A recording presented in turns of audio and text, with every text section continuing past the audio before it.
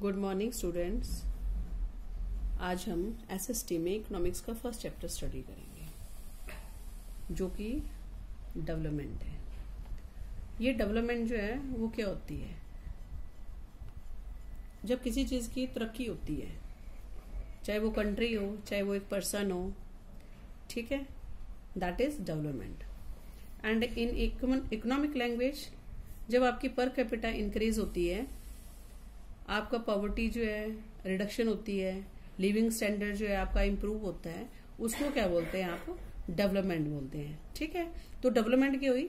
जब एक आदमी की पर कैपिटा इनकम यानी कि प्रति व्यक्ति आय जो है वो बढ़ती है और जो गरीबी है उसमें बहुत ज्यादा कमी आती है और लिविंग स्टैंडर्ड जो है लोगों का वो क्या होता है? चेंज होता है, यानी कि इम्प्रूव होता है, बढ़िया होता है पहले से। तो उसे क्या बोलते हैं? डेवलपमेंट बोलते हैं। अब डेवलपमेंट जो है, नेशनल डेवलपमेंट क्या होती है? डेवलपमेंट तो आपको समझ आ गया। तो नेशनल डेवलपमेंट भी बेटा यही होती है कि जिसमें आपकी इंप्रूवमेंट आता है किसमें? स्टैंडर्ड ऑफ लिविंग में, which include improvement in living standard of the people. कि लोगों का जो स्टैंडर्ड ऑफ लिविंग है वो क्या होता है? इंक्रीज होता है या इम्प्रूवमेंट आता है उसमें। एंड इंक्रीज इन पर कैपिटा इनकम। पर कैपिटा इनकम जो है वो क्या होती है? इंक्रीज होती है। अब जो है provided social amenities like education, medical care, social services etcetera. लोगों को education, medical care, social services सारी जो है वो क्या होती हैं? प्रोवाइड होती है। उसे नेशनल डेवलपमेंट बोलते हैं। यानी कि हर तरफ से जो है इम्प्रूवमेंट आना, चेंज आना, उसको बेस्ट यानी कि उसको क्या बोलते हैं? आप नेशनल डेवलपमेंट बोलते हैं। अब इसमें नेक्स्ट है आपका develop economies, developing economies and under develop economies.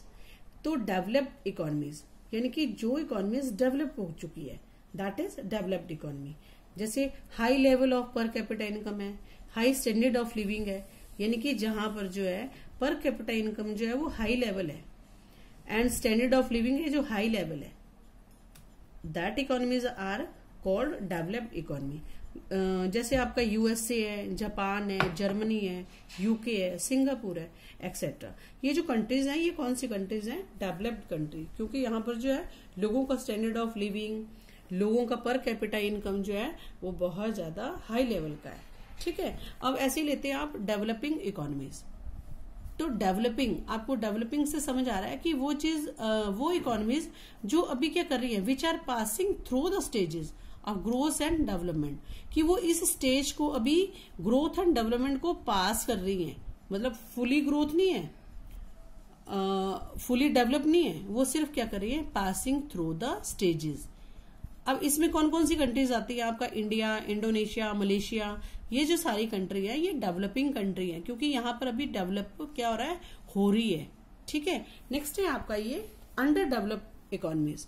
अब अंडर डेवलप इकोनॉमीज क्या होती हैं? जिसमें कि लो लेवल ऑफ पर कैपिटा इनकम। अंडर डेवलप, अल्प विकसित कंट्रीज, अल्प विकसित देश, ठीक है, जिसमें कि पर कैपिटा इनकम जो है वो लो लेवल की होती है and miserable standard of living. कि लोगों का जो स्टैंडर्ड ऑफ लिविंग है वो बहुत ज्यादा पुअर है, मिजरेबल है।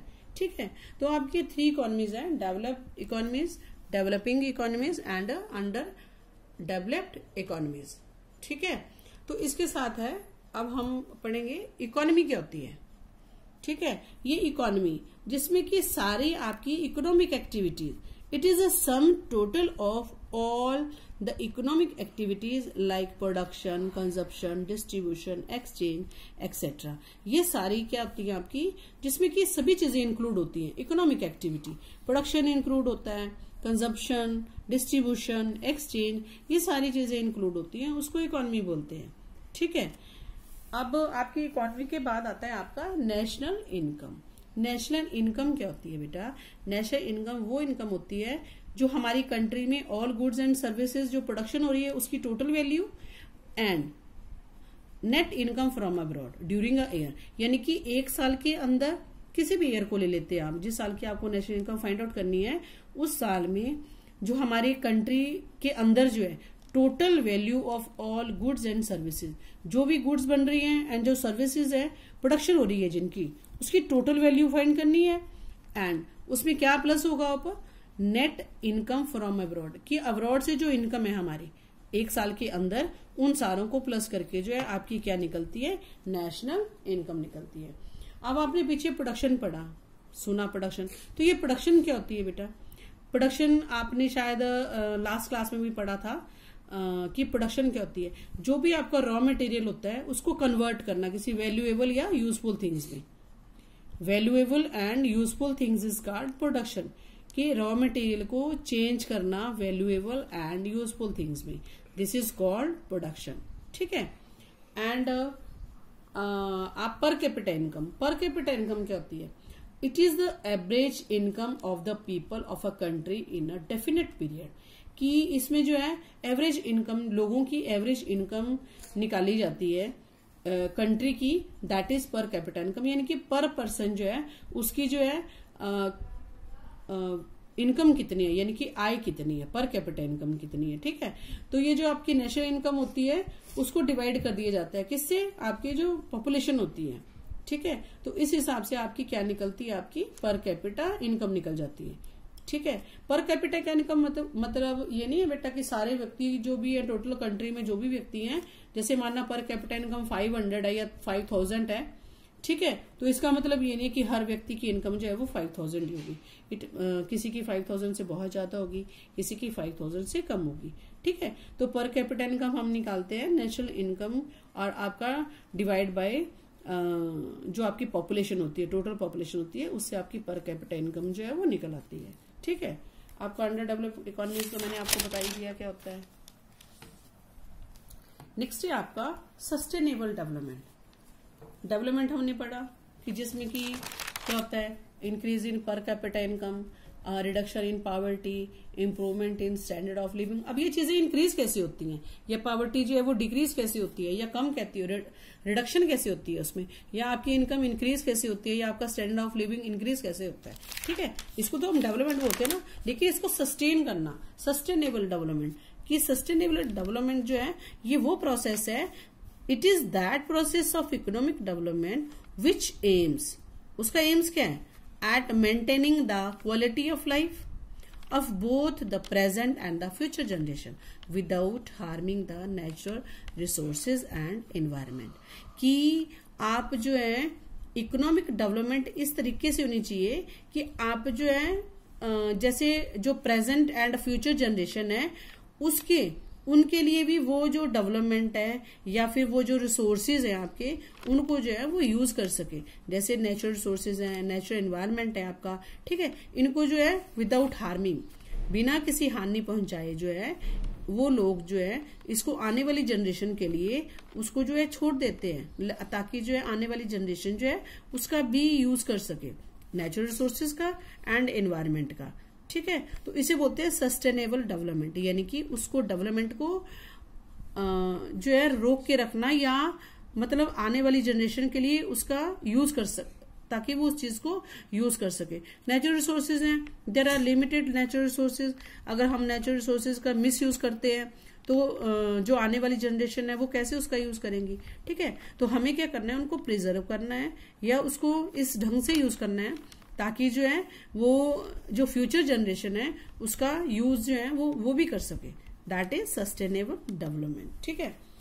अब देखो, अगर आपकी डेवलपमेंट जो है सस्टेनेबल डेवलपमेंट नहीं होगा, आप उसका विदाउट हार्मिंग जो है नेचुरल रिसोर्सेज का यूज नहीं करेंगे या इन्वायरमेंट का नहीं यूज करेंगे, तो इन्वायरमेंटल डिग्रेडेशन होता है बेटा। ठीक है।